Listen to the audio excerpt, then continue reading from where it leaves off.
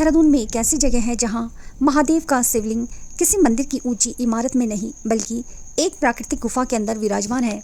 और सबसे खास बात, यहां शिवलिंग पर आज भी प्राकृतिक रूप से जल की बूंदें टपकती रहती है। यह पवित्र स्थान है टपकेश्वर महादेव मंदिर देहरादून का। आज की इस वीडियो में हम आपको टपकेश्वर महादेव मंदिर के पूरे दर्शन कराएंगे, तो वीडियो को अंत तक जरूर देखिए और मेरे साथ चलिए भगवान भोलेनाथ के इस अद्भुत धाम में। टपकेश्वर महादेव मंदिर देहरादून के प्रसिद्ध धार्मिक स्थलों में से एक है। मंदिर परिसर में प्रवेश करते ही चारों तरफ अलग ही आध्यात्मिक वातावरण महसूस होने लगता है। वीडियो के अंत तक बने रहें, हम आपको टपकेश्वर महादेव मंदिर का पूरा ही दर्शन कराने जा रहे हैं। सामने आप देख सकते हैं, यही वह टपकेश्वर महादेव मंदिर का प्रवेश द्वार है, जहां स्थित आपको भगवान भोलेनाथ के दर्शन आपको पहले होंगे। प्रवेश द्वार पर विराजमान भोलेनाथ की यह प्रतिमा मंदिर के आने वाले हर भक्त का स्वागत करती हुई प्रतीत होती है। हाथ में त्रिशूल, मस्तक पर चंद्रमा और शांत भाव में विराजमान भगवान महादेव का यह स्वरूप मन को और श्रद्धा भक्ति से भर देता है। बरसात के मौसम में जब चारों ओर हरियाली और ठंडा वातावरण होता है, तब इस प्रतिमा के आसपास का नज़ारा और भी सुंदर दिखाई देता है। भोलेनाथ के दर्शन करने के बाद अब हम मंदिर परिसर में थोड़ा आगे बढ़ने पर वहाँ सबसे पहले हमें भैरव बाबा के दर्शन होते हैं। भैरव बाबा को भगवान शिव का ही एक शक्तिशाली स्वरूप माना जाता है। मंदिर परिसर में बाबा के दर्शन करते हुए वातावरण में एक अलग ही आध्यात्मिक अनुभूति महसूस होती है। अब हम प्रवेश कर रहे हैं टपकेश्वर महादेव की उस पवित्र प्राकृतिक गुफा में, जिसके साथ कई वर्षों पुरानी धार्मिक आस्थाएं और पौराणिक कथाएं जुड़ी हुई है। जैसे जैसे हम गुफा के अंदर बढ़ते हैं, बाहर की दुनिया से बिल्कुल अलग एक शांत और आध्यात्मिक वातावरण महसूस होता है। अब हम गुफा में उस पवित्र स्थान के सामने पहुंच गए हैं, जहां बाबा टपकेश्वर महादेव की दर्शन होते हैं। मान्यता है कि यह शिवलिंग स्वयंभू है, यानी इसे किसी ने स्थापित नहीं किया, बल्कि यह प्राकृतिक रूप से प्रकट हुआ माना जाता है। इसी प्राकृतिक गुफा में भगवान शिव के इस स्वरूप की पूजा की जाती है। इस स्थान से जुड़ी सबसे प्रसिद्ध पौराणिक कथा गुरु द्रोणाचार्य और उनके पुत्र अश्वत्थामा से जुड़ी हुई है।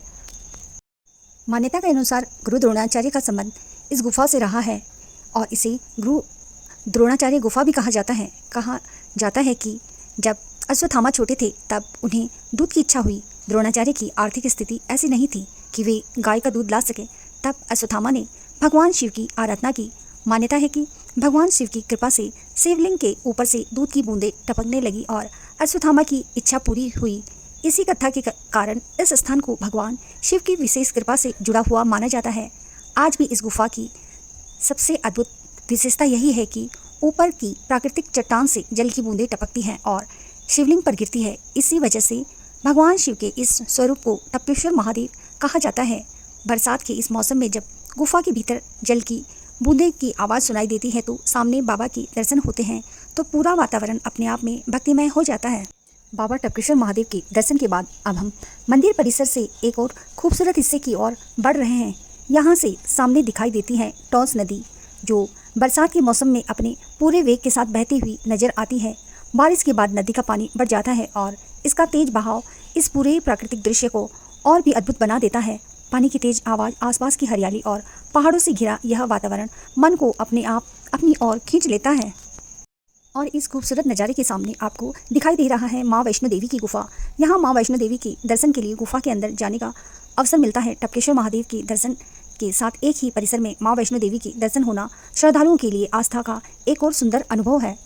बरसात के मौसम में जब टॉस नदी तेज बहती है और चारों तरफ हरियाली दिखाई देती है, तब इस जगह की खूबसूरती और भी बढ़ जाती है।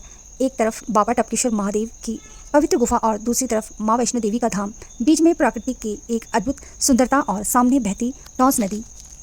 अगर आप भी देहरादून आएँ तो टपकेश्वर महादेव मंदिर के दर्शन करने जरूर आइए और इस खूबसूरत आध्यात्मिक वातावरण को खुद महसूस कीजिए। अगर आपको यह दर्शन यात्रा पसंद आई हो तो वीडियो को लाइक करें और अपने परिवार और दोस्तों के साथ शेयर करें, और ऐसे ही धार्मिक एवं खूबसूरत जगहों के दर्शन के लिए चैनल को सब्सक्राइब करना न भूलें।